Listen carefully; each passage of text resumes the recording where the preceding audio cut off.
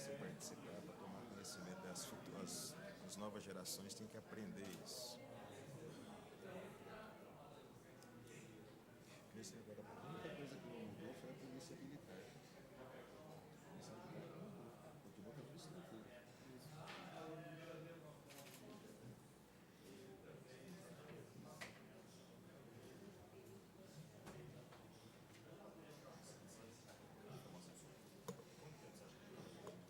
Duas horas. No máximo 2 horas. Vai passar 2 filmes. Assim que passar, ele vai falar. Você queria entrevistá-lo? Na hora que começar os filmes, você pega ele ali e entrevista ele.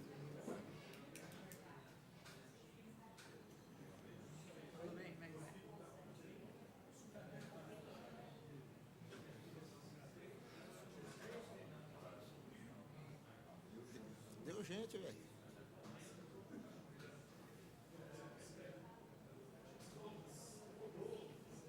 Aí, ó. Olha o Lula aí. Tá. Lembra?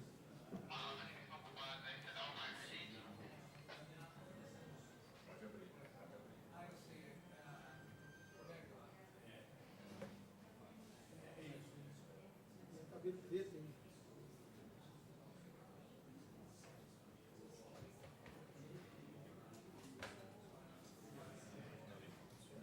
Abrindo. Ô, Gil, dá licença um pouquinho que vai abrir ali.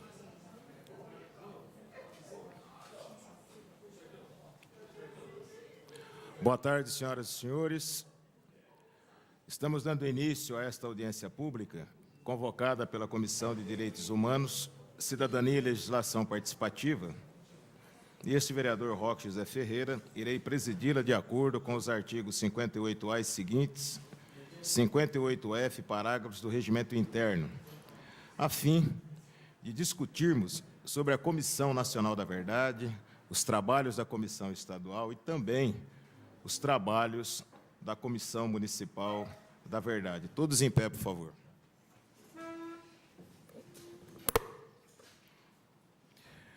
Invocando a proteção de Deus, os vereadores da Câmara Municipal iniciam os trabalhos dessa audiência pública às 14 horas e 48 minutos. Nós gostaríamos de registrar, com bastante carinho, a presença do deputado Adriano Diogo, do PT, que é presidente da Comissão Estadual da Verdade do Estado de São Paulo, que usará aqui a tribuna para expor a importância da Comissão Nacional da Verdade, da Comissão Estadual, da Comissão Municipal, os trabalhos que estão sendo realizados e também falará sobre esse período da história do Brasil, que não está no passado, ele está nos tempos presentes, que foi o período da ditadura militar. Eu gostaria de registrar também o ofício que nós recebemos e o senhor presidente da Comissão Municipal de Direito da Câmara Municipal de Bauru, vereador Alessandro Bussola, presidente da Comissão de Direitos Humanos, Cidadania e Legislação Participativa, vereador Roque José Ferreira. Venho, através deste, justificar a minha ausência na audiência pública, neste dia 2, em virtude de cirurgia na família. Aproveito a oportunidade para renovar os meus protestos de elevada estima e consideração, vereadora Thelma Regina da Cunha Gobi. Também recebemos uma justificativa do vereador Natalino. Pelo presente, vimos informar a impossibilidade de participação na audiência pública, em virtude de compromissos assumidos previamente em relação à Associação Hospitalar Teresa Perlatti, na cidade de Jaú. Reiteramos a importância do teor desta audiência na busca pela afirmação da democracia e no estabelecimento do princípio da transparência. Sem outro especial motivo, subscrevemos atenciosamente Natalino da Vida Silva, vereador. Nós registramos também a presença do vereador Francisco Carlos de Góes, conhecido nas hostes de Bauru pelo Carlão do Gás, do vereador Marquinhos da Diversidade, que integra também a Comissão de Direitos Humanos, do vereador Alessandro Bussola, que é presidente dessa casa, e também, já aproveitando o momento, nós agradecemos aí o deferimento para a realização da audiência pública. Nós vamos chamar, a pedido do próprio Adriano Diogo, a exibição de 2 filmes.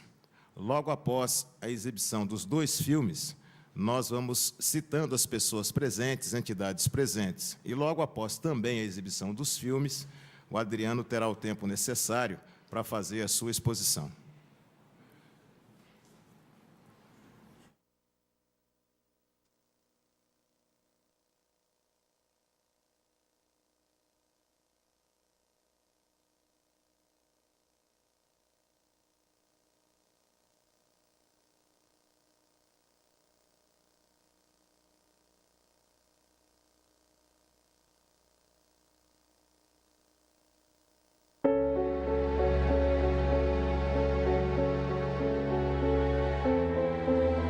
A nação brasileira despertou dividida na manhã de 1º de abril de 1964. Ouvidos atentos ao rádio que anunciava, em sucessivas edições extraordinárias, o governo do presidente João Goulart fora deposto pelas Forças Armadas. Apoiadas por setores sociais conservadores que se opunham às reformas de base defendidas pelo presidente da República e pelos setores populares do país, tropas do Exército deram um golpe de Estado. Desencadearam violenta repressão contra entidades populares. Incendiaram a sede da ONU. Rompera-se o Estado de Direito estabelecido pela Constituição de 1946. Se existe terrorismo, o terrorismo foi implantado pela ditadura militar em 1º de abril de 1964. O presidente da República, legitimamente eleito, foi forçado a exilar-se. Os generais e seus aliados civis usurparam o poder, violaram a Constituição e atribuíram-se a legitimidade da boca dos canhões. Caminharemos para a frente com a segurança de que o remédio para os malefícios da extrema esquerda não será o nascimento de uma direita reacionária. Baixaram o primeiro ato institucional para investigar e punir os inimigos do novo regime, criaram as comissões gerais de inquérito e instauraram os inquéritos policiais militares. Fecharam o Congresso, cassaram os mandatos dos parlamentares opositores, extinguiram os partidos políticos. Em 7 meses, produziram mais de 500 intervenções em sindicatos de trabalhadores. Seus dirigentes foram destituídos, presos, torturados ou forçados ao exílio. As ligas camponesas foram desmanteladas. Seus líderes perseguidos, presos ou mortos. 1968. A juventude brasileira ocupou as ruas do país para escrever nos muros a palavra liberdade e clamar com seus artistas, com os cidadãos comuns, abaixo a ditadura.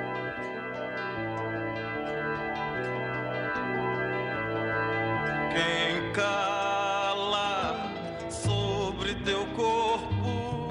Em abril, a repressão assassinou o estudante Edson Luiz. A morte talhada a ferro e fogo. Milhares de pessoas acompanharam o enterro proibido. Presas do corte que a bala riscou. A missa de 7º dia foi violentamente reprimida pela polícia. Cala, morre contigo, mais morto. Em maio, a passeata dos 100 mil inundou o centro do Rio e deu voz à indignação dos brasileiros contra a violência do regime.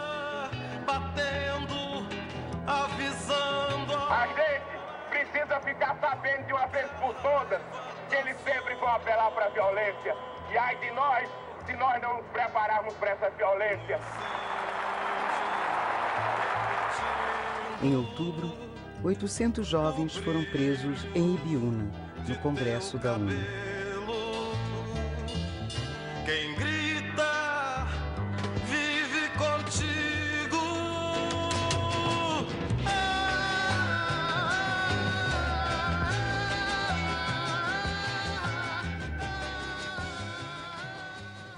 13 de dezembro, o terror absoluto, o general Costa e Silva baixou o ato institucional número 5.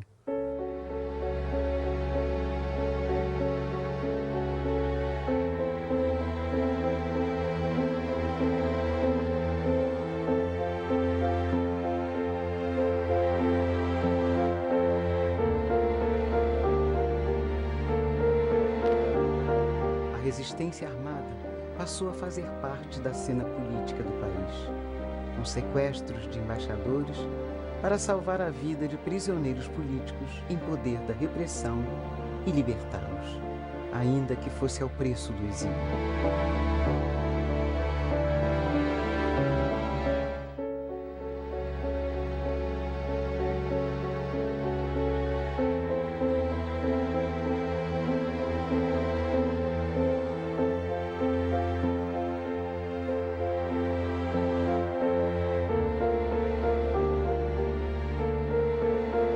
A ditadura radicalizou. Agentes do Estado recebem treinamento sobre técnicas de tortura. Radicalizou a censura à imprensa, ao teatro, à música, à literatura, às artes. O habeas corpus foi abolido. A pena de morte e o banimento foram instituídos e, com ele, uma legião de expulsos do país. Os brasileiros que ousaram se levantar contra a ditadura estavam impedidos de retornar ao Brasil.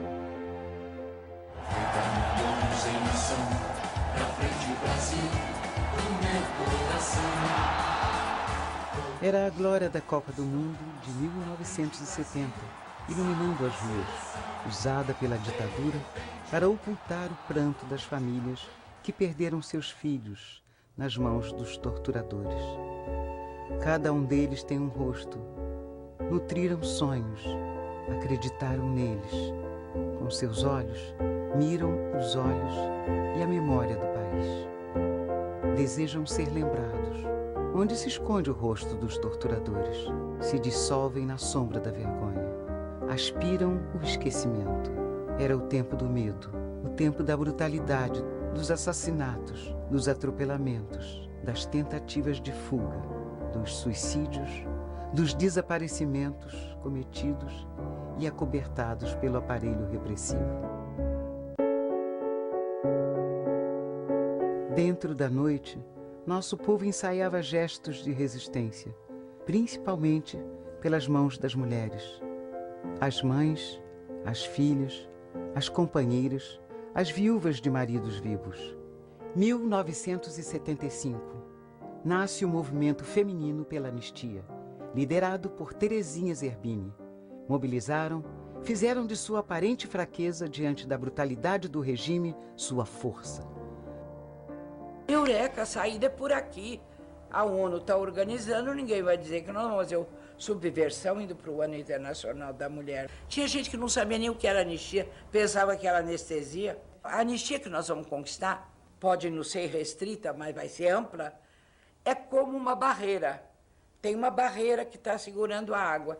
Se você fizer um furo numa barreira, a água se encarrega de trazer tudo. O próprio presidente da República, Ernesto Geisel, veio para São Paulo a recomendar que eu não fosse para aquela cerimônia, porque aquela cerimônia ia trazer mortes e eu ia ser responsabilizado por essas mortes. A missa que foi realizada na Praça da Sé, em memória do Herzog, foi um dos momentos mais emocionantes da vida da cidade. A partir daí, com marchas, contramarchas, complicações, restrições, nós seguimos no caminho de uma distensão. Nas prisões, nos sindicatos, nas associações, nos movimentos dos trabalhadores, nas igrejas, no parlamento, nas universidades, com a participação da OAB, da ABI, da CNBB e de setores da imprensa que não se curvaram à censura. No teatro, na música, nos livros, as pessoas falavam de esperança, de liberdade, de justiça.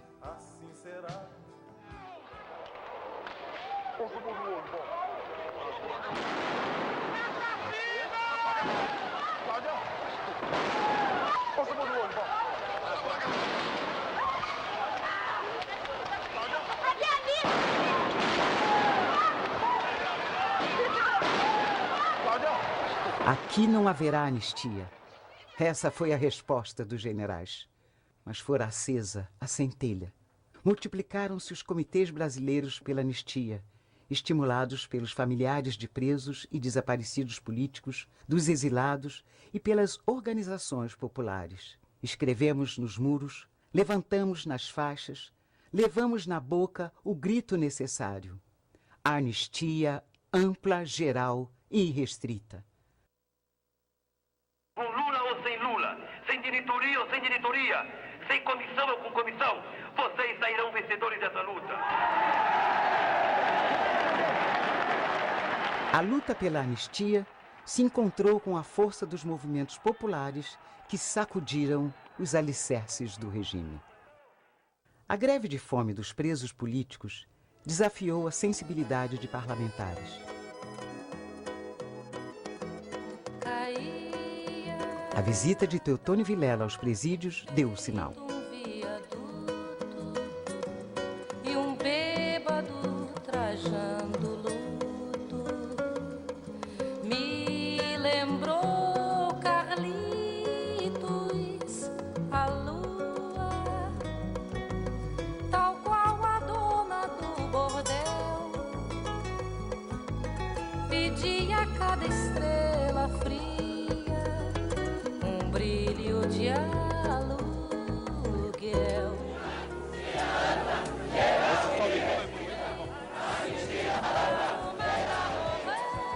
Do céu chupavam manchas torturadas que sufoco. E a anistia veio, desfigurada, imperfeita, inconclusa, mutilada pelos vetos, distante da anistia ampla, geral e irrestrita que a sociedade demandou nas ruas. Da noite do Brasil, meu Brasil que sonha com a volta do irmão do Enfio, com tanta gente que partiu num raio. 8 anos fora do Brasil, sem ver todas essas caras, todos esses amigos, e esperar que chegando aqui com tanto abraço, de gente que eu nunca pensei ver mais. Não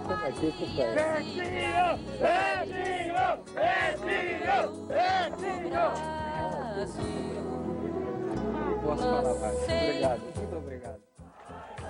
Que um amor assim, urgente, não há de ser inutilmente a esperança.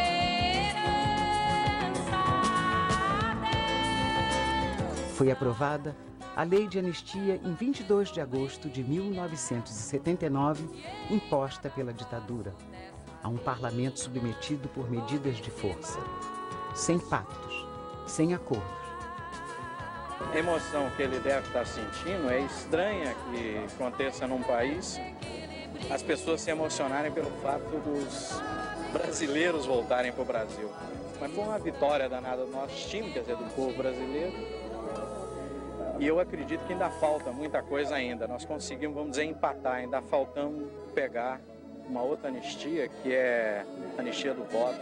Nem sequer libertou todos os presos políticos, mas permitiu o regresso de muitos que se encontravam no exílio. Não pergunte isso para mim, não. Pergunte para quem me impediu de voltar. E que ainda vai continuar impedindo outros de voltar, como Teodomiro Romero dos Santos, que ainda está em Paris, condenado, é exilado ainda, não tem direito ao passaporte. Você não é o último exilado? Eu não sou o último exilado. O povo brasileiro afirmava sua paixão pela liberdade. Hoje estou no fim, Senhora Liberdade, abre as asas sobre mim, abre as asas. Reconquistava as ruas, as praças, os estádios, realizava gigantescas manifestações.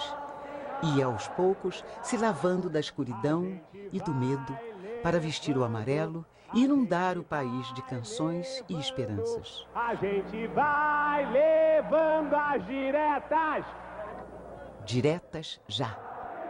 Eu quero votar para presidente.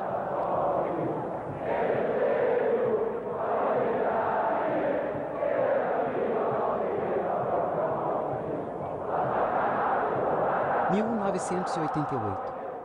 O Estado de Direito é restabelecido, a Constituição Cidadã é promulgada. O desafio hoje é a implementação de uma justiça de transição que foi conceituada pela ONU como conjunto de mecanismos para tratar o legado histórico da violência dos regimes autoritários. Seus elementos centrais são a verdade e a memória, através do conhecimento dos fatos e o resgate da história. A Comissão de Anistia, pelos poderes que lhes são investidos, pelos poderes legais e constitucionais que lhes são investidos, em nome do povo e do Estado brasileiro, pede desculpas oficiais à senhora pelos erros que o Estado cometeu contra o seu filho, a senhora e toda a sua família. Ela está agradecendo, mas está dizendo que preferia que ele estivesse aqui. A reparação, tanto econômica quanto moral. É dever do Estado indenizar os perseguidos, assim como é dever do Estado o resgate da memória. A sociedade tem o direito de responsabilizar judicialmente os que violaram os direitos humanos e cometeram crimes contra a humanidade para o restabelecimento pleno da justiça. A reforma das instituições, principalmente os órgãos de segurança e de justiça, para a vida democrática permanente. A justiça de transição trata menos de punir e mais de sinalizar a ideia da não repetição, para que não se esqueça, para que nunca mais aconteça.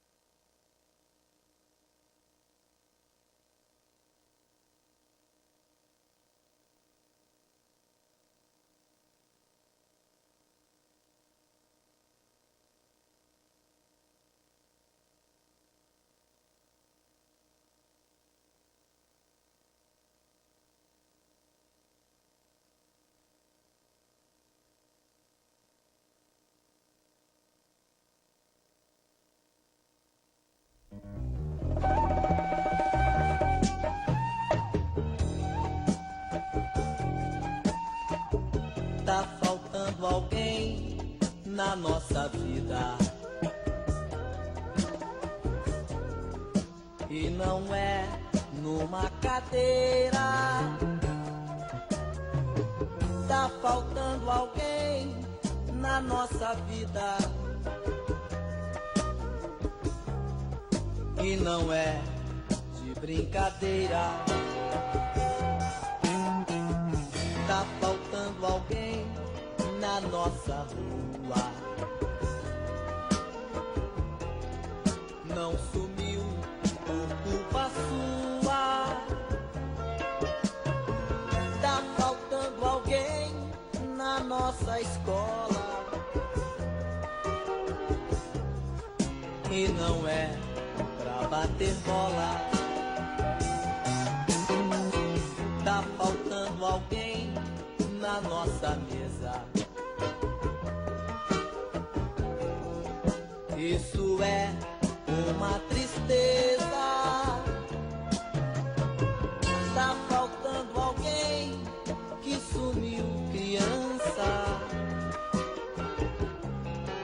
ficou sem par, a contradança.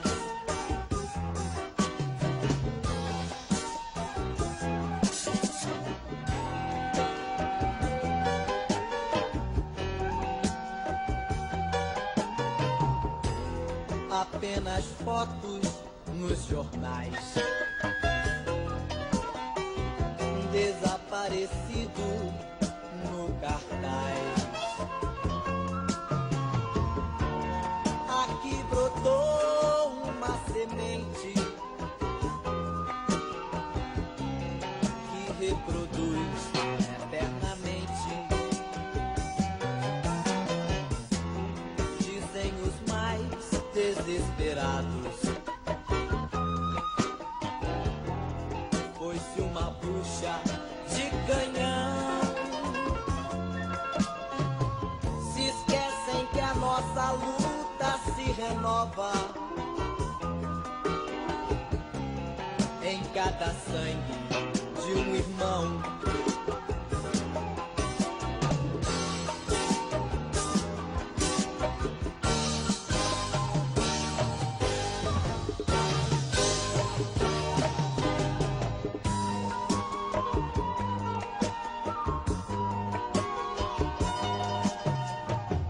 Tá faltando alguém que ainda é vida.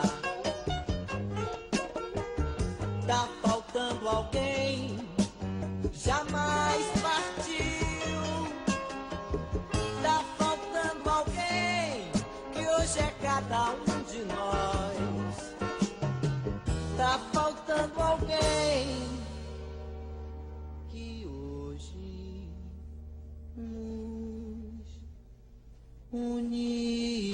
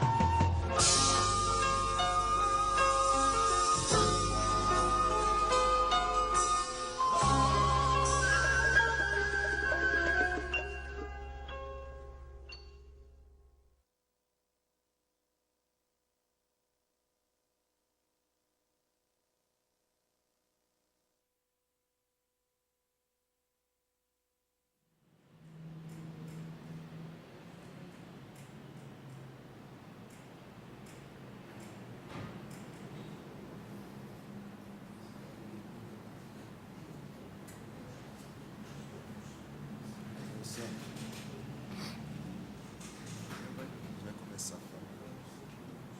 Vai começar a falar já.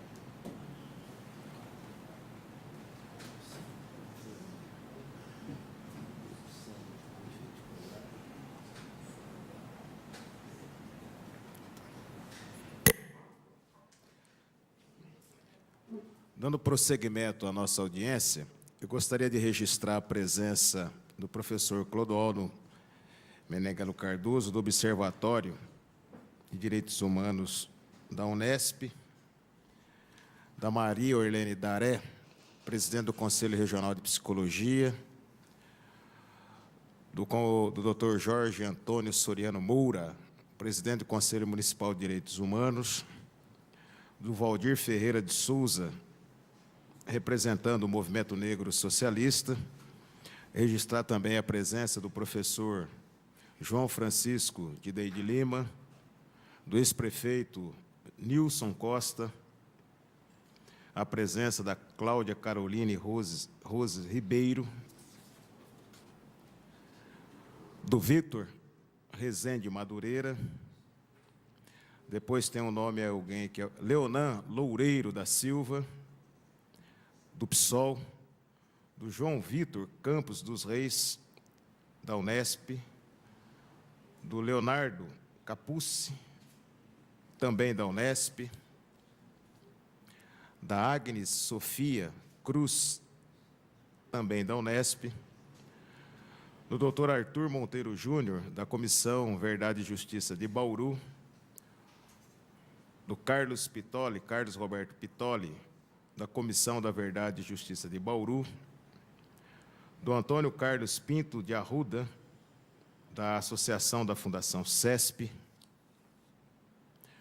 do Maurício dos Passos, da Santa Casa de Pederneiras, no Edson Yoshiro, policial civil aposentado, do professor Isaías Milaneses da IBEM,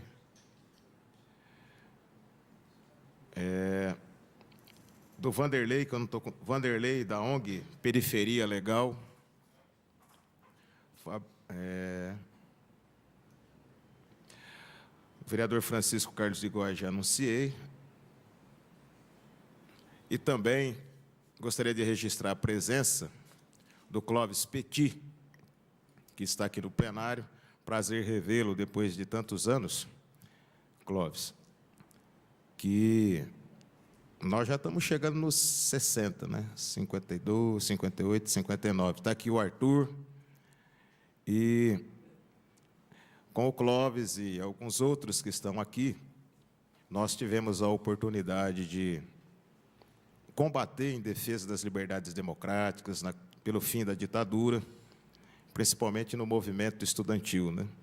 Eu e o Clóvis, nós éramos minoria no movimento estudantil, mas a gente travava o bom combate lá, que era um momento muito rico, onde havia muita participação. Então, eu registro o prazer de poder reencontrá-lo, depois de um tempo que a gente não se via mais. Palavra agora com o Adriano Diogo. Pode usar aqui, Adriano, com apoio. Se alguém for dar apoio para o Adriano ali no... Você vai precisar de apoio, deputado? Por enquanto, não. De apoio de... Para usar Vai sim. Nós vamos passar... Eu vou introduzir. Tá. Então, boa tarde a todos. Presidente Bussola, vereador Roque, vereador Marquinhos e vereador Carlão. Boa tarde. Boa tarde a todos. Então, eu estou aqui hoje pela Comissão Estadual da Verdade, nessa sessão da Comissão de Direitos Humanos / Comissão da Verdade Bauru, porque hoje nós e a excelente TV Câmara de Bauru, faço sincera homenagem ao trabalho profissional dessa TV Câmara, que eu reputo como uma das melhores TV Câmaras do Estado.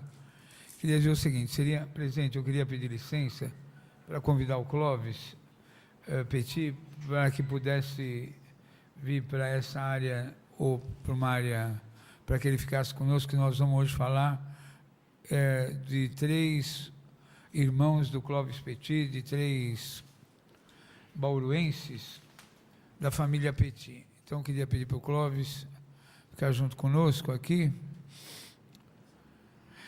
Bom, hoje, dia 2 de abril de 2013, 49 anos depois do golpe. Nesta sessão da Câmara Municipal de Bauru, em nome da Comissão Estadual da Verdade, nós vamos fazer a recuperação da memória de 3 pessoas que, se não nasceram em Bauru, foram criados em Bauru, tiveram toda a sua formação em Bauru. São eles: Maria Lúcia Petit, desaparecida em 16 de junho de 72, Jaime Petit da Silva, desaparecido em 28 ou 29 de novembro de 73, e Lúcio Petit da Silva, desaparecido em 1974. Aí, pela ordem, vamos começar pela Maria Lúcia Petit, por favor. Queria colocar a biografia da Maria Lúcia Petit.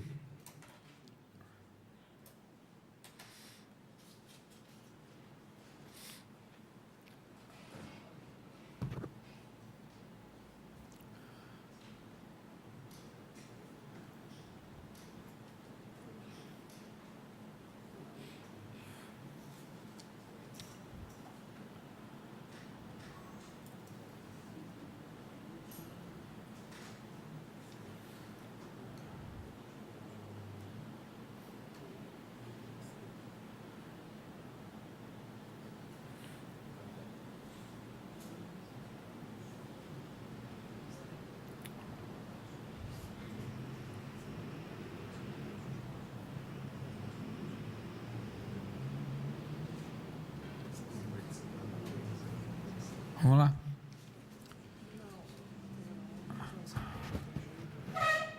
Eu até... Vamos lá. Maria Lúcia Petit da Silva, desaparecida em 16 de junho de 72. Dados pessoais.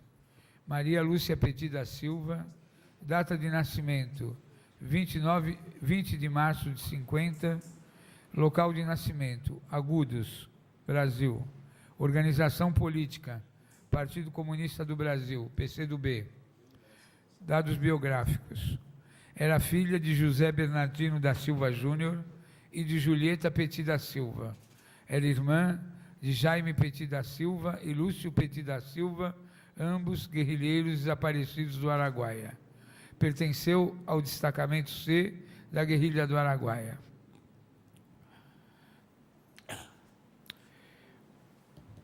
Cursou o primário e o ginasial, os 2 primeiros anos do curso normal em Duartina, vindo a concluí-lo em São Paulo, no Instituto de Educação Fernão Dias, no bairro de Pinheiros, em 1968, quando participou do movimento estudantil secundarista. Em 1969, prestou concurso público para o magistério e passou a lecionar na Escola Municipal Tenente Aviador Frederico Gustavo dos Santos, na Vila Nova Cachoeirinha, na capital paulista. No início de 70, como militante do PCdoB, foi para o interior do Goiás e logo após para o sudeste do Pará. Maria Lúcia se dedicou ao magistério e ao trabalho na roça, conquistando grande simpatia dos moradores da redondeza.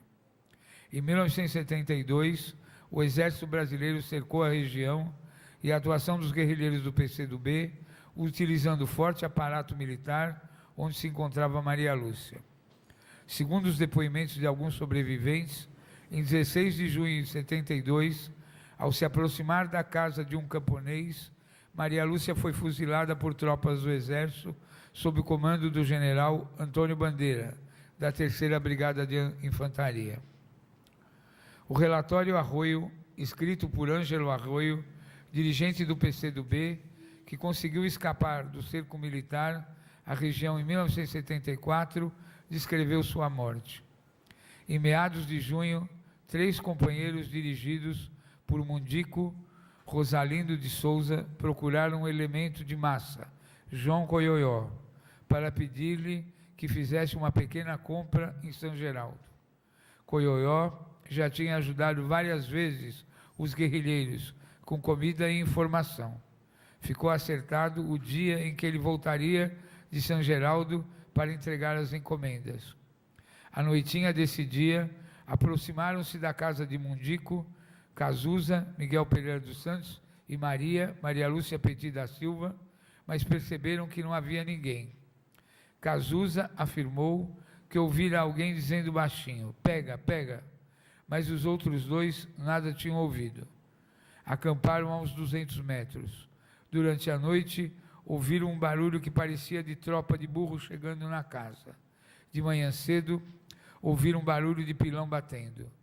Aproximaram-se com cautela, protegendo-se nas árvores. Maria ia à frente. A uns 50 metros da casa, recebeu um tiro e caiu morta. Os outros 2 retiraram-se rapidamente. 10 minutos depois, os helicópteros metralhavam as áreas próximas da casa. Alguns elementos de massa disseram mais tarde que Maria fora morta com um tiro de espingarda desfechado por Coioió. Este, logo depois, desapareceu com toda a família. Este é o relato confirmado por Regilena Carvalho Leão de Aquino, uma das guerrilheiras sobreviventes, em depoimento de 2002. Dona Valdó, filha do Souza Lima e mulher de seu Manuel, nossa vizinha mais próxima, falou em tom de lamento. Coitada, finada Maria. Coioió, quando viu a finada sendo levada pelos federais, enrolada em um cobertor ensanguentado, sofreu uma crise de nervos e suborrou todinho na hora. O corpo tremia inteiro, não parava em pé. Tiraram ele e a família de lá. Ninguém mais soube deles. Quando estive presa na base militar de Xambioá, alguns oficiais mostraram-me objetos de seu uso pessoal. Um par de chinelos de sola de pneu, com alças retorcidas de nylon azul claro, uma escova de dentes de cor amarela, de cabo quebrado. Reconheci tais objetos que realmente pertenciam a Maria, que os guardava em um bornal de lona verde, permanentemente usado a tiracolo. Afirmaram que fora enterrado em São Geraldo, cidade em frente separada de Jambioá pelo rio Araguaia. Em entrevista gravada pelo padre francês Aristides Camiu, em 1984, quando exercia seu ministério naquela região, Dona Nenenzinha, parteira da estrada do Pará da Lama e moradora próxima da casa de João Coioió, confirmou a morte de Maria e disse ter sido o próprio João Coioió quem avisou as Forças Armadas sobre o dia marcado para a visita dos 3 companheiros. Segundo ela, a emboscada preparada ao redor daquela casa era composta por muitos militares distribuídos entre as árvores mais próximas e sob o paiol de milho. Disse ainda que na noite seguinte à morte de Maria, os guerrilheiros retornaram àquele local e mataram os cachorros de João Coioió. Essa informação não confere, pois nenhum de nós voltou àquela casa, por ser associada às palavras ouvidas. Pode ser associada a palavras ouvidas pelo Mundico, pelo Cazuza, mata-mata, dirigidas aos cachorros da casa, farejadores, denunciadores de presença de estranhos, que no caso seriam os próprios militares.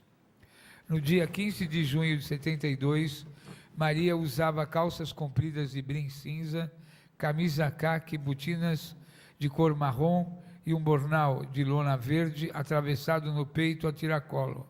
Na cintura, um cinto de couro que sustentava do lado esquerdo um revólver de calibre 38 com 6 balas no tambor do lado direito, um facão medindo 50 centímetros de comprimento protegido por uma bainha de couro. Levava uma espingarda de calibre 12 carregada com cartucho verde de calibre correspondente. Usava óculos de grau e um relógio de pulso com a pulseira feita de couro de veado. Com dentição perfeita, exceção do primeiro molar superior esquerdo, cujo bloco havia caído, com o tempo se quebrara, permanecendo, entretanto, um pedaço de dente sua raiz. Maria era ligeiramente estrábica e, na época, usava cabelos cortados bem curtos, mas vastos e pretos. O relatório do Ministério da Marinha, encaminhado ao Ministro da Justiça, em 1993, afirma que Maria Lúcia foi morta durante enfrentamento na tarde de 16 de 6 de 72, próximo ao Pau Preto. Seus irmãos, Jaime e Lúcio Petit, também estão desaparecidos na guerrilha do Araguaia. Em 1991, familiares de mortos desaparecidos do Araguaia, da Comissão de Justiça e Paz da Arquidiocese e equipe de legistas da Unicamp estiveram no cemitério de Xambioá, em Goiás, atual Tocantins, onde exumaram 2 ossadas, uma de um velho negro, provavelmente Francisco Manuel Chaves, desaparecido da guerrilha, e uma mulher jovem enrolada num pedaço de paraquedas, que poderia ser Maria Lúcia. Esses restos mortais foram encaminhados à Unicamp. Ao retornar, Badam Palhares, então chefe do Departamento de Medicina Legal da Unicamp, fez escala em Brasília. Em entrevista à imprensa, afirmou que os restos mortais eram certamente de uma guerrilheira, mas ao chegar a São Paulo mudou de ideia. Sem qualquer base científica, passou a dizer que a ossada pertencia à filha de um dentista que atuava na área, por ter sido morta não atender a ordem de prisão de uma patrulha. 5 anos depois, o mesmo legista foi obrigado, pelos fatos, a examinar e reconhecer essa ossada. Em 28 de abril de 1996, o jornal O Globo iniciou uma série de reportagens sobre a guerrilha do Araguaia, quando publicou fotos dos guerrilheiros presos e mortos, entregues anonimamente ao jornal por um militar que participou da repressão política durante a ditadura. Entre as fotos, a família conseguiu identificar Maria Lúcia, morta, embrulhada num pedaço de paraquedas e a cabeça envolta em plástico. A foto apresenta detalhes idênticos ao da alçada encontrada em Xambioá e foi encaminhada ao Departamento de Medicina Legal da Unicamp em 1996. O exame da arcada dentária, feita pelos dentistas que atenderam em 1967, Jorge Tanaka e Benedito de Moura, além de depoimentos descritivos das circunstâncias da morte, feita pelos seus companheiros, e a comparação da foto publicada com os despojos encontrados em 91, possibilitou a identificação de Maria Lúcia em 15 de maio de 96. A identificação de Maria Lúcia, a primeira e única entre os desaparecidos da guerrilha do Araguaia, fortaleceu a esperança na busca e localização dos restos mortais dos demais enterrados em cemitérios clandestinos ou na floresta. O sumiço dos corpos dos guerrilheiros, contudo, não pode ser atribuído às dificuldades logísticas da região, pois a tropa tinha instrução a seguir, conforme documento dos fuzileiros navais da Operação Papagaio, assinada pelo comandante Uriburu Lobo da Cruz, encaminhado anonimamente em 1993 ao presidente da Comissão de Representação, Nilmário Miranda. Os PG, prisioneiros de guerra, deverão ser encaminhados imediatamente ao S2, em seguida ao PC da Brigada B. Os PG falecidos deverão ser sepultados em cemitério escolhido e comunicado. Deverão ser tomados elementos de identificação, impressões digitais e fotografia. O relatório da manobra da Araguaia, de 30 de outubro de 72, assinado pelo comandante da 3ª Brigada de Infantaria, General Antônio Bandeira, confirma a morte de Maria Lúcia Petit, Maria, nesta data, em Pau Preto. Seu nome consta da lista de desaparecidos políticos da Lei 9.140 de 95. Em 15 de junho de 96, houve um culto ecumênico e vigília em sua homenagem na Câmara Municipal de São Paulo. No dia seguinte, seus restos mortais foram trasladados para o cemitério de Bauru, com a presença da sua mãe, Julieta Petit da Silva, morta em 2007, sem ter conseguido encontrar os restos mortais de seus 2 outros filhos desaparecidos na guerrilha do Araguaia, Lúcio e Jaime.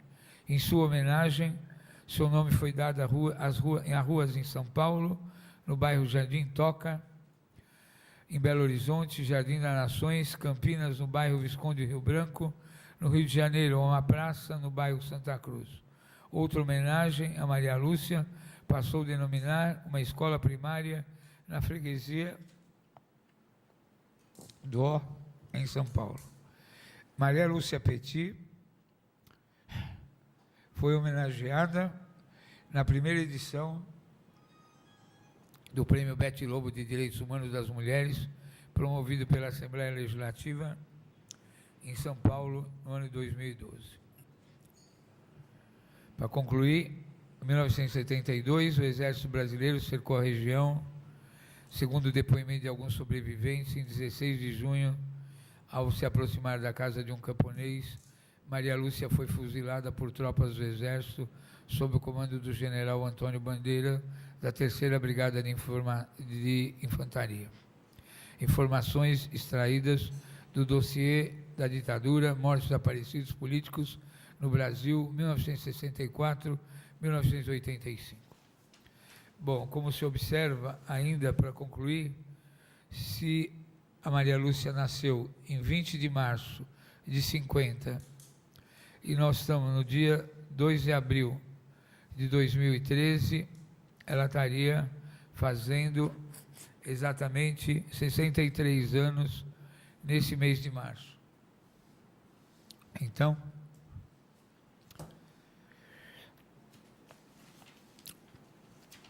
Maria Lúcia Petit, presente agora e sempre.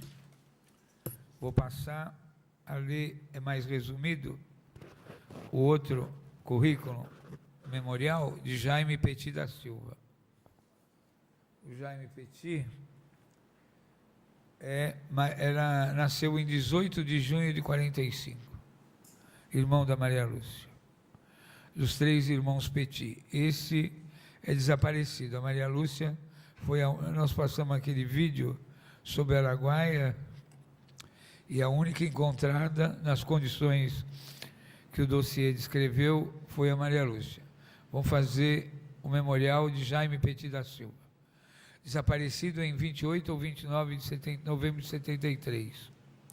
Nome: Jaime Petit da Silva. Data de nascimento: 18 de junho de 45. Local de nascimento: Iacanga, São Paulo. Organização política: PCdoB. Jaime Petit da Silva nasceu em 18 de junho de 45 em Iacanga, filho de José Bernardino da Silva Júnior e Julieta Petit da Silva. Estudou em Amparo, Duartina, no estado de São Paulo.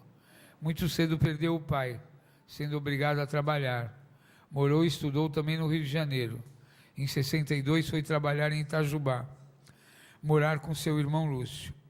Em 1965, ingressou no Instituto Eletrotécnico de Engenharia da Faculdade Federal de Itajubá, e trabalhou como professor de matemática e física nos colégios de Itajubá e Brasópolis, Minas Gerais. Lá se casou.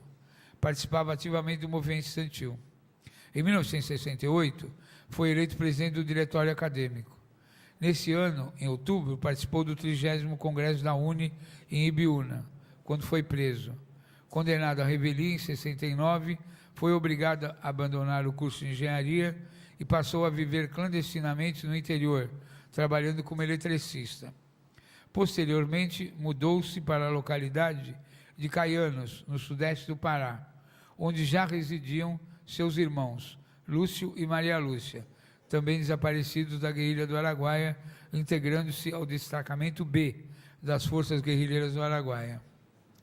Dados sobre sua morte: segundo o relatório Arroio, escritos pelos dirigentes do PCdoB, pelo dirigente do PCdoB, Ângelo Arroio, que escapou do cerco militar à guerrilha do Araguaia em 74. No dia 28 ou 29 de novembro, o grupo dirigido pelo Silon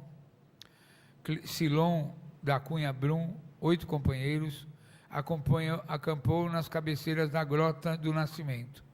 Nesse mesmo local, o destacamento B já havia acampado meses atrás. Ferreira, Antônio Guilherme Ribas, ficou na guarda. Jaime foi cartar um babaçu. Chico, Adriano Fonseca Filho e Toninho, camponês da região, foram procurar jabuti numa gameleira próxima. Chico recebeu um tiro, caindo morto. Eram 17 horas. Em seguida, ouviram-se mais 6 tiros. O grupo levantou o acampamento imediatamente, deixando, no entanto, as mochilas, as panelas e os bornais. O doca, Daniel Calado, deixou o revólver que estava consertando no momento da saída. Jaime e Ferreira ficaram desligados do grupo e desde então estão desaparecidos. A respeito de Jaime, o relatório do Ministério do Exército, encaminhado ao ministro da Justiça, Maurício Correia, em 93, diz que existe registro de sua morte em 22 de dezembro de 73, sem especificar as circunstâncias e o local do sepultamento. De acordo com o relatório do Ministério da Marinha, do mesmo ano, ele foi morto em 22 de dezembro de 73. Nas fichas entregues anonimamente por um militar ao jornal o Globo, em 1996, consta a seguinte informação sobre Jaime, morto em 22 de dezembro de 73, pela equipe Z11 na Grota do Cajá. Em depoimento ao Ministério Público Federal em 2001, o ex-guia do Exército, Sinésio Martins Ribeiro, afirmou: Josias entregou um local na mata que era ponto de encontro dos guerrilheiros, caso se perdessem após algum tiroteio com o Exército. Que quem levou os guias ao local foi o próprio Josias, que ao se aproximar do local, ele apontou o dedo e voltou. Nesse instante, o Jaime atirou 2 tiros e errou, e que não atirou mais porque a bala engasgou na arma, que a seguir a equipe atirou muito, que a mata ficou cheia de fumaça E quando abaixou a fumaça, Piauí foi de rastro e pediu aos outros para darem tiros compassados por cima dele. Que quando Piauí chegou, constatou que Jaime estava morto, e ele tinha um pouco de milho e sal e uma colher e uma lata de óleo para cozinhar e um moinho de moer milho, que não tinha camisa e a calça estava toda esfarrapada, que as pernas estavam cheias de ferida de leixo, e que ele estava muito magro e tinha 5 a 6 cartuchos de bala, e que ele foi atingido por muitas balas de fuzil FAL. Foi atingido no braço, quebrou o relógio, que ele tinha documento de identidade, que retiraram ele da cabana e desceram ele para o pé do morro, onde retiraram a cabeça, que a cabeça foi colocada num saco plástico e levada na mochila do baixinho, Raimundo, que não tinham como cavar a cova.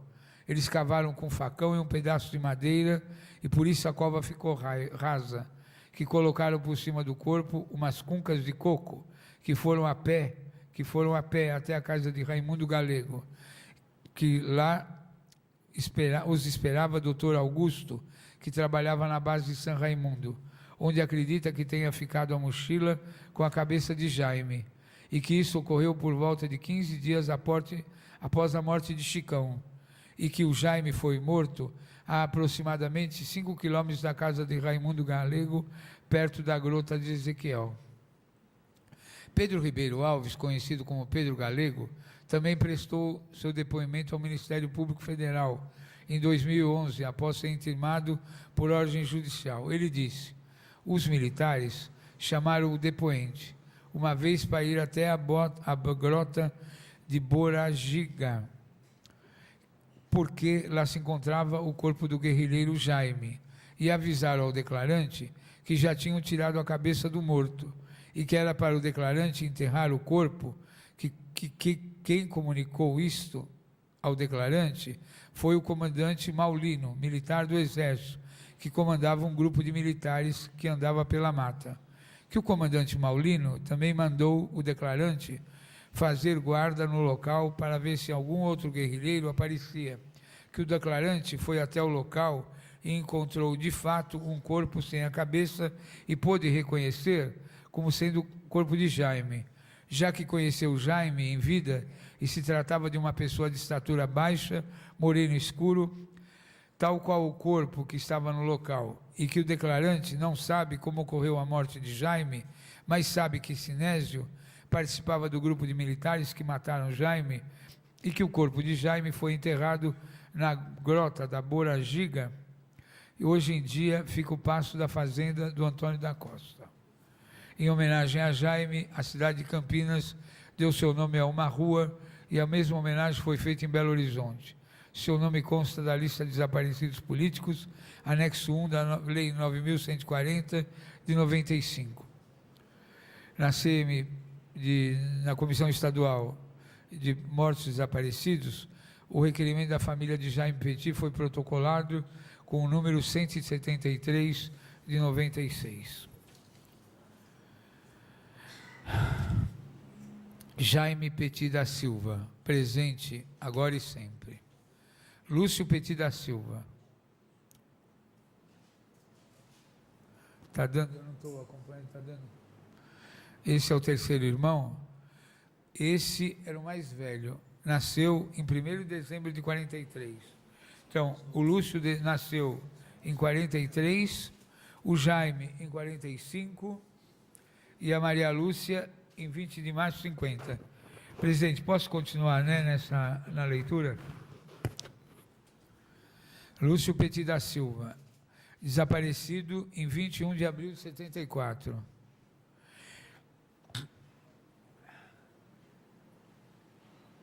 Dados pessoais. Lúcio Petit da Silva, Beto. Data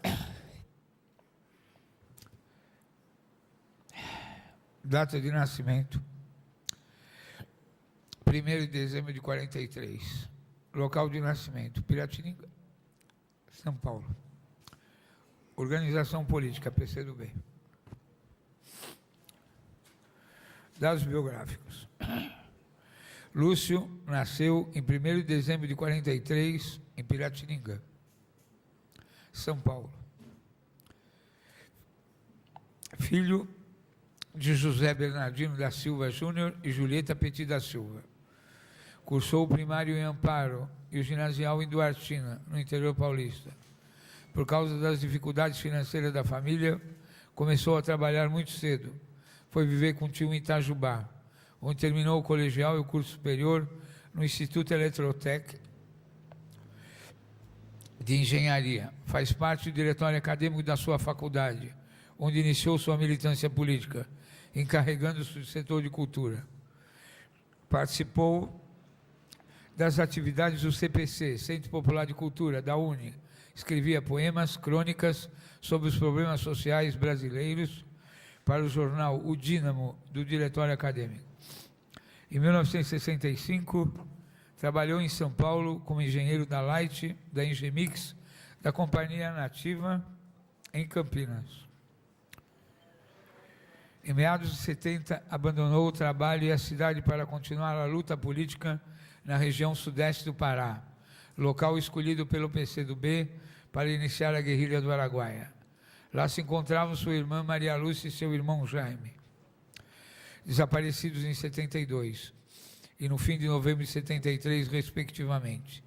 No campo, destacou-se como um excelente mateiro.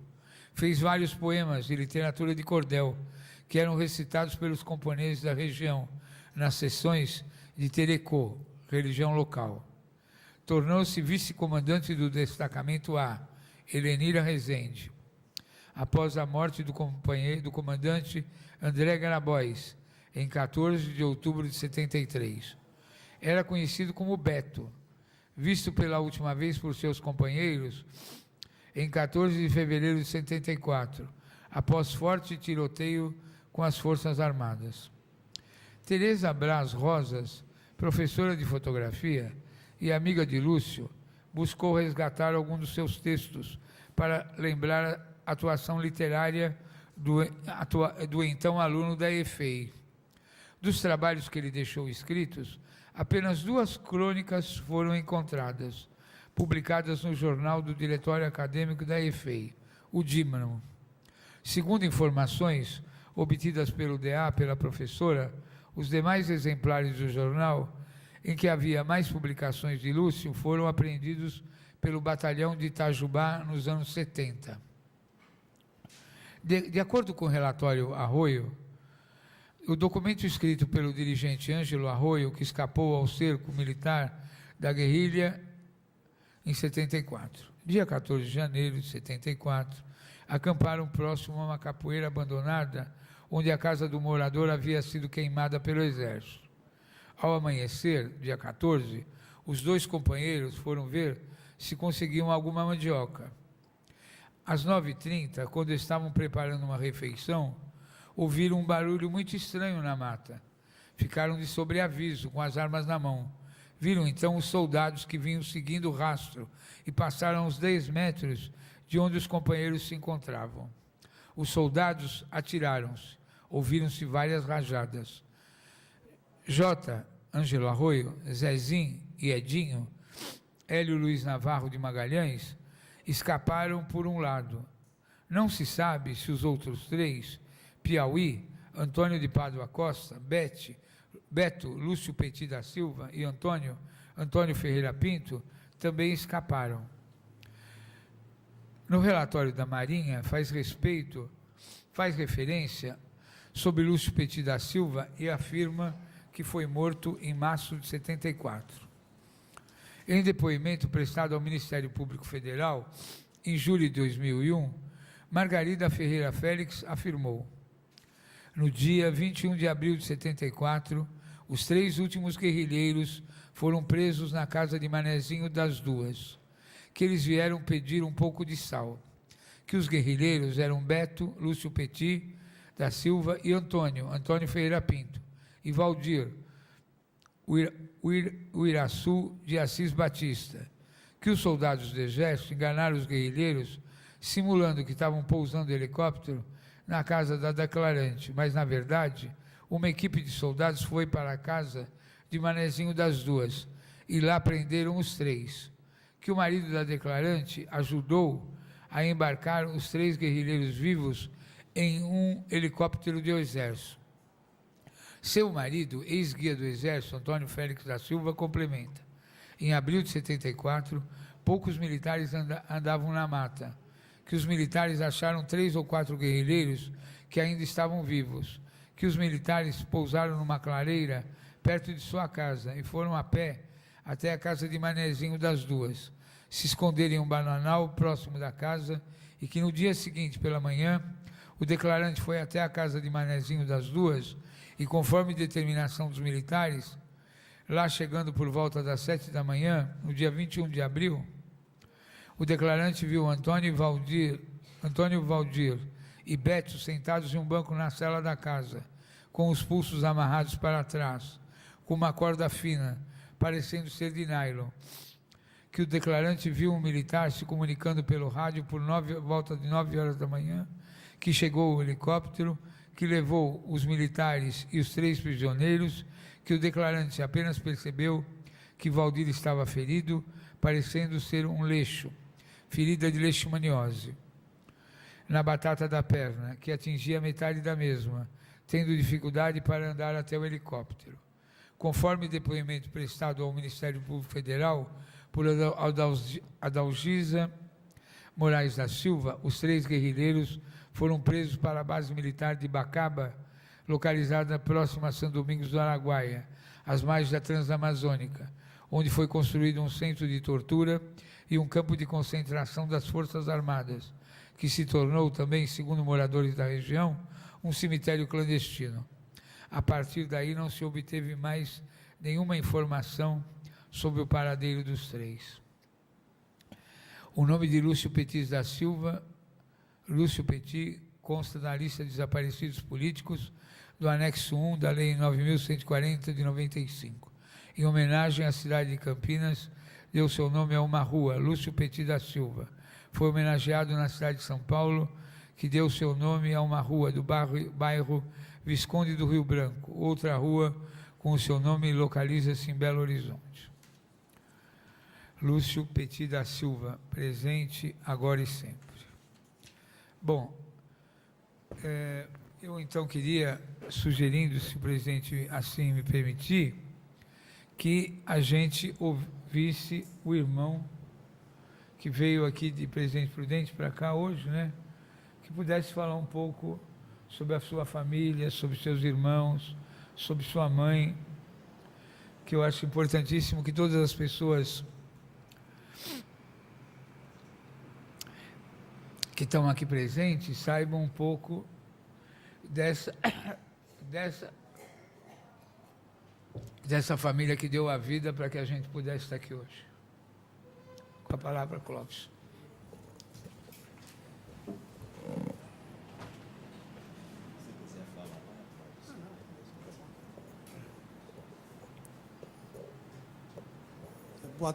Boa tarde a todos. É uma satisfação estar aqui novamente nessa casa, né, que já estive por diversas vezes. Bauru é uma cidade que, assim, mora no meu coração. Eu residi aqui por cerca de 10 anos, né, e tenho uma grande quantidade de amigos e grandes amigos aqui nessa cidade. É uma honra também saber que a Comissão da Verdade aqui de Bauru atribuiu o nome, né, de Irmãos Petit, o nome dos meus irmãos, a essa comissão, né? Isso também é uma coisa assim que a nós nos causa júbilo, né, nos engrandece. Como foi citado pelo Adriano Diogo, algumas cidades também já têm alguns logradouros, algumas ruas ou praças, escolas com o nome da Maria Lúcia, do Lúcio e do Jaime, né?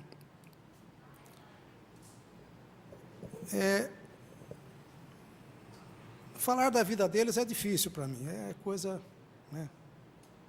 O dossiê que foi relatado pelo Adriano Diogo, né, é o que nós sabemos assim acerca do que ocorreu ali na região da guerrilha do Araguaia, né? Mas, assim, dizer quem era, assim, Maria Lúcia, quem era o Lúcio, o Jaime, eu convivi com eles até os 12 anos de idade, né? Que ano você nasceu, Cláudio? Eu nasci em 1956, né? Março de 56 também, 7 de março. E nós morávamos lá na cidade de Duartina, vizinha aqui de Bauru. O Lúcio e o Jaime tiveram que muito cedo sair para estudar fora, foram estudar com o tio deles lá na cidade do Rio de Janeiro. E como a família era pobre, não tinha como custear curso superior, já esse nível de escolaridade já acima depois que antigamente você tinha o científico, era o científico e tinha o clássico, né? Clássico e científico. Então, eles cumpriram lá o primário em Duartina e, como tinha um tio na cidade do Rio de Janeiro que se propôs a ajudar a formação deles, eles foram estudar no Rio de Janeiro. E dali eles foram para a cidade de Itajubá.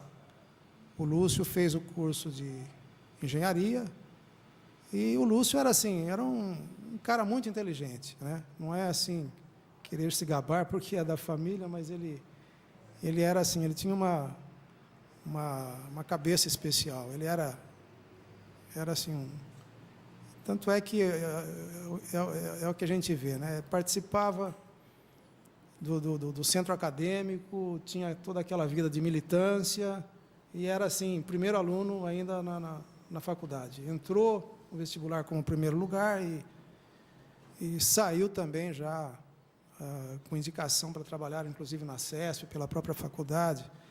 Então, hoje em dia, a gente vê que eu, já nessa fase mais posterior, que foi passado aí, né, época da anistia e coisa e tal, a gente fazia militância política e tal, participava do movimento estudantil e tal, mas levava pau na escola. Também não tinha essa cabeça, essa inteligência, né, de contudo, ainda ser bom aluno, né? O Jaime estudava na faculdade de Itajubá também e dava aula numa cidade vizinha ali que chamava Brasópolis. Ele ensinava física e matemática lá.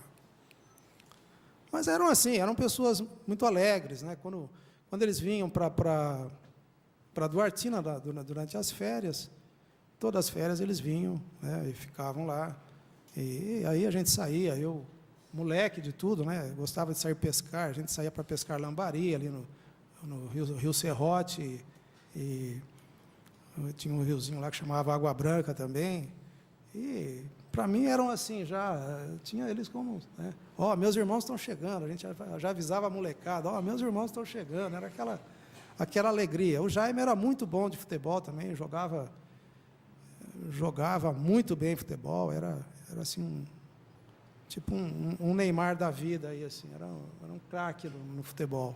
O Lúcio já não, o Lúcio já era mais quietão, já era mais introvertido, e o Jaime já era mais expansivo, era um cara mais, né? E depois, mais para frente, a Maria Lúcia também se formou, e, quer dizer, eu tive uma convivência maior com a Maria Lúcia, porque enquanto eles foram estudar fora, a Maria Lúcia ficou mais tempo comigo, e depois que ela se formou, ela foi para São Paulo, 67, começo de 67. E terminou os estudos lá em São Paulo, né, como foi dito no dossiê dela, ela passou num concurso lá, começou a trabalhar como professora, trabalhou num banco também como bancária, no banco, naquela época acho que era Banco Geral de Minas Gerais, um negócio assim, um banco que faliu desses aí, mas deve ser isso. E depois o Lúcio se formou e pediu que a gente também se mudasse para São Paulo. Nós fomos 1968, ele alugou um apartamento e nós fomos morar lá em São Paulo. Que foi aquele grande ano assim, foi o ápice ali dos movimentos, né? Aquela ebulição toda das lutas. Eu, inclusive, naquela época eu estava com 11 anos de idade, às vezes saía para ir para a escola e via passeatas, né? A gente via aquelas pichações de rua e coisa e tal. Foi assim que eu comecei a ter também alguma formação política, né? Porque aquilo tudo me chamava a atenção. Você via lá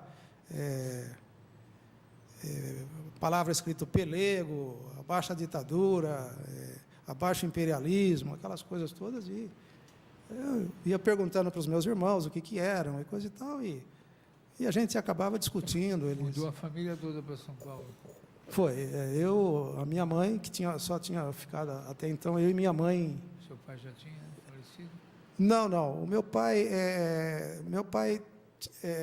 eu sou filho de um outro relacionamento, que eu sou irmãos deles apenas por parte de mãe, né?